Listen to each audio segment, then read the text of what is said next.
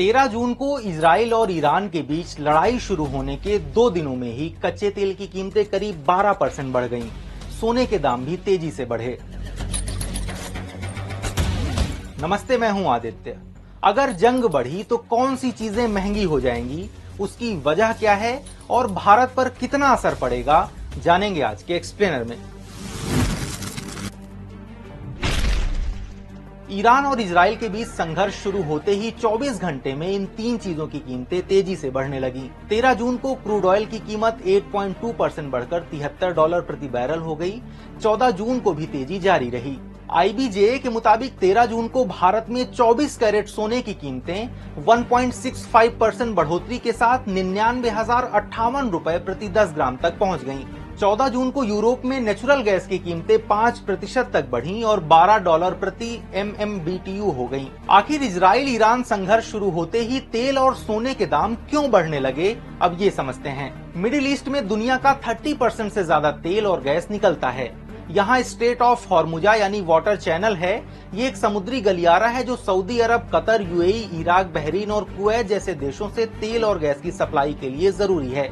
यहाँ से दुनिया के 20% तेल और गैस की सप्लाई होती है। मिडिल ईस्ट में जंग की खबरों से डरकर व्यापारियों ने तेल और गैस की कीमतें बढ़ा दी हैं, जिससे आने वाले समय में सप्लाई रुकने का जोखिम कवर हो सके।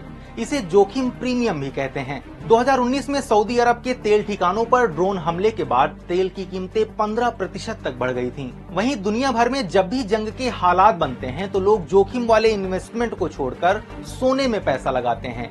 इससे सोने की डिमांड बढ़ती है और कीमतें भी बढ़ जाती हैं। अब जानते हैं कि इजराइल ईरान जंग से भारत पर क्या इम्पैक्ट पड़ेगा। भारत करीब 88% कच्चा तेल इंपोर्ट करता है। अगर कच्चे तेल के एक बैरल की कीमत में $10 का भी उछाल आता है तो भारत को इसके लिए 0.5% ज्यादा रकम देनी पड़ती है। इससे इंपोर्ट बिल बढ़ेगा और रुपया कमजोर होगा। ओमान की खाड़ी, हॉर्मुज स्ट्रेट, स्वेज कैनाल और रेड सी से गुजरने वाले ट्रेड रूट भी प्रभावित होंगे। भारत इन्हीं रूट्स के जरिए यूरोप, नॉर्थ अफ्रीका और नॉर्थ अमेरिका के बाजारों में माल पहुंचाता है।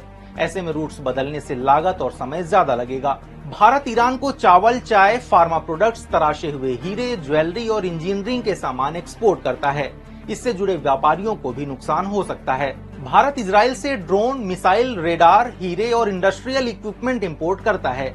जंग की हालात में हथियारों की सप्लाई रुक सकती है, जिससे भारत की रक्षा तैयारियों पर असर पड़ेगा। भारत ईरान से कच्चा तेल, यूरिया, केमिकल्स और मेवे भी इंपोर्ट करता है। इसलिए अगर जंग हुई तो सप्लाई रुकेगी और यूरिया की कमी से किसानों की लागत बढ़ जाएगी। इसके अलावा जंग होने से ईरान का चाबहार पोर्ट भी बंद हो सकता है, जो कि भारत के लिए एक बड़ा झटका होगा। अब जानते हैं कि जंग से भारतीय लोगों की जेब पर कितना बोझ पड़ेगा। पेट्रोल, डीजल और ट्रांसपोर्ट का खर्च बढ़ेगा। इससे ऑटो, टैक्सी और बस के किराए बढ़ेंगे।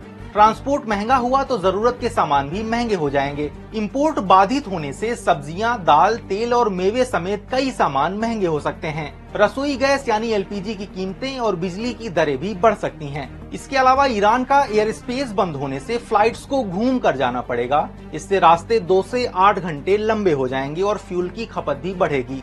ऐसे में एयरलाइंस कंपनियां फ्लाइट टिकट्स के दाम भी बढ़ा सकती हैं। आज के एक्सप्लेनर में इतना ही। कल सुबह 6 बजे एक और महत्वपूर्ण विषय पर देखिए एक्सप्लेनर, सिर्फ दैनिक भास्कर ऐप पर।